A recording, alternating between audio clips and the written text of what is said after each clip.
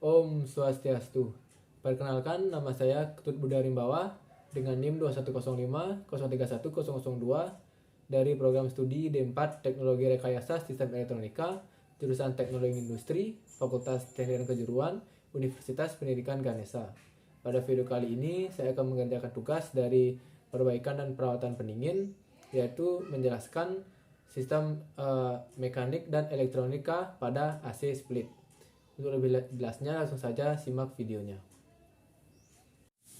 Oke, baik. Pada video kali ini, saya akan menjelaskan cara kerja pada AC. Jadi di sini saya sudah mempunyai satu buah perangkat AC bermerek LG ya. Di sini saya akan menjelaskan sistem mekanik dan cara kerjanya, termasuk juga pengenalan komponen-komponennya. Baik, untuk lebih jelasnya, tonton terus videonya. Baik, jadi yang pertama di sini saya akan menjelaskan beberapa komponen-komponen utamanya terlebih dahulu. Oke, baik. Jadi yang pertama di sini yang paling terpenting dalam sistem kerja AC ada kompresor. Kompresor ini berfungsi untuk menyedot dan menghembuskan freon ya, atau disebut dengan refrigeran. Kemudian yang kedua di sini ada fan motor outdoor. Dan di sini juga ada kondensor. Nah, jadi fungsi dari fan motor outdoor ini adalah untuk mengeluarkan panas pada kondensor ya. Kondensor ini akan menerima tekanan atau menyimpan tekanan yang ditekan oleh kompresor. Maka dari itu kondensor ini akan menjadi panas. Nah, maka dari itu panasnya itu akan dikeluarkan oleh fan motor outdoor ini. Kemudian setelah saya menjelaskan fan motor ini, kemudian ada komponen yang ketiga, yaitu ada kapasitor. Jadi kapasitor ini berfungsi untuk starting awal pada saat menghidupkan kompresor ya. Selain itu juga kapasitor ini berfungsi untuk menyetabilkan tegangan yang masuk pada kompresor dan fan motor outdoor. Kemudian yang selanjutnya di sini ada expansion valve ya. Expansion valve ini berfungsi untuk tempat masuknya freon. Selain itu juga ini berfungsi sebagai keran. Yang dimaksud sebagai keran di sini itu adalah expansion valve ini berfungsi untuk menahan tekanan yang diberikan pada freon ya. Jadi expansion valve ini menahan dan menghembuskan hanya sedikit demi sedikit menghembuskan refrigeran. Maka dari itu pipa evaporator yang ada di indoor menjadi dingin.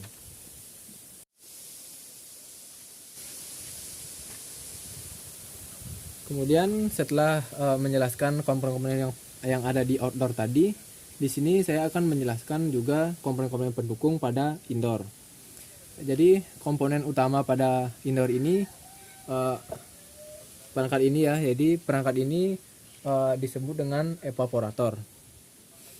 Evaporator ini hampir sama bentuknya dengan kondensor yang tadi saya jelaskan, cuma yang membedakan di sini adalah suhunya. Jadi jika suhu panas yang tadi ada di outdoor itu bernama kondensor. Kemudian yang ada di indoor jika suhunya dingin ini bernama evaporator. Kemudian komponen selanjutnya di sini ada blower fan ya. Blower fan ini ada di dalam dari perangkat AC ini. Blower fan ini berfungsi untuk menyebarkan dingin pada evaporator. Jadi fungsi dari blower ini hampir sama yang tadi saya jelaskan di outdoor. Jika yang di outdoor mengeluarkan panas atau menghembuskan panas, di indoor ini blower fan ini untuk mengeluarkan dingin pada evaporator, seperti itu.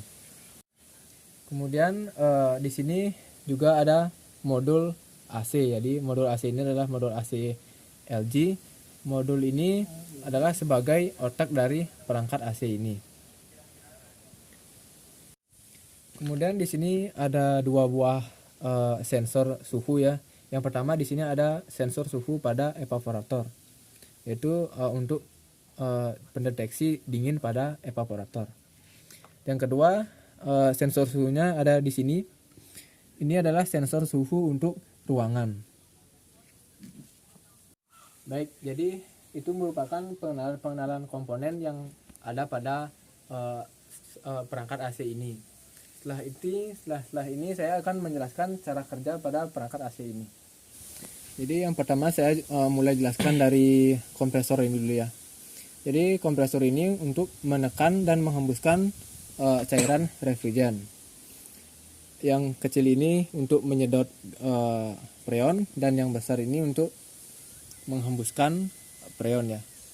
Kemudian freon ini akan disedot oleh kompresor dan dihembuskan ke pipa yang kecil ini ya, dihembuskan, kemudian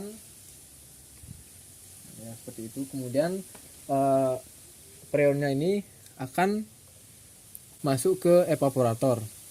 Jika freon ini sudah masuk ke evaporator, maka evaporator ini dalam kondisi dingin. Evaporator kondisi dingin dan blower fan ini sudah hidup, maka dinginnya akan tersebar di seluruh ruangan. Kemudian cairan refrigeran yang masuk di evaporator ini akan kembali lagi disedot oleh kompresor ini ya, kembali lagi masuk ke kompresor yang ini melalui expansion valve yang ini ya, akan disedot, kemudian siklusnya akan terus seperti itu. Baik, setelah ini saya akan menjelaskan atau mengukur tekanan freon dan mengukur arus yang masuk pada kompresor ya.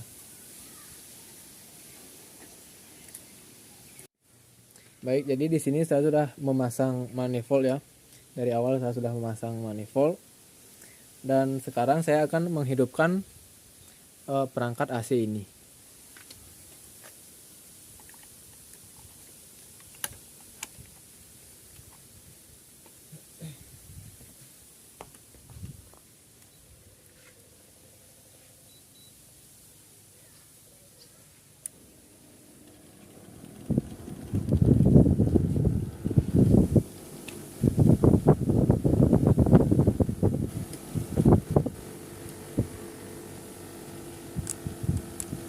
Baik, jadi di sini AC sudah hidup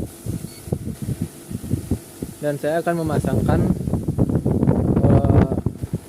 tang ampere ya untuk mengukur arusnya. Sebelum itu di sini arus maksimal pada outdoor ini adalah 2,0 ampere ya, dan refrigerannya atau freonnya berjenis R22.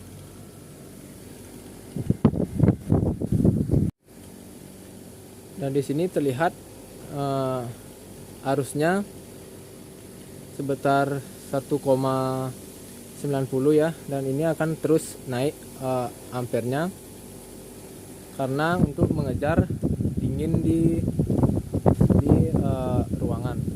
Karena di sini saya untuk praktek dan indoornya saya taruh di luar ya.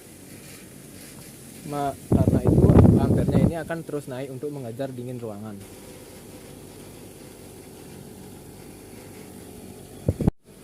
Dan di sini tekanan freonnya ini 100 PSI ya. Tekanan dari refrigeran R22 sebesar 100 PSI.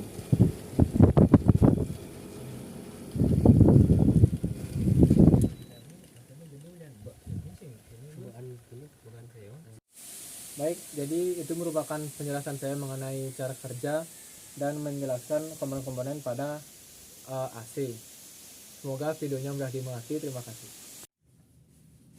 Baik, segitu saja video saya mengenai penjelasan sistem mekanik dan elektronika pada AC.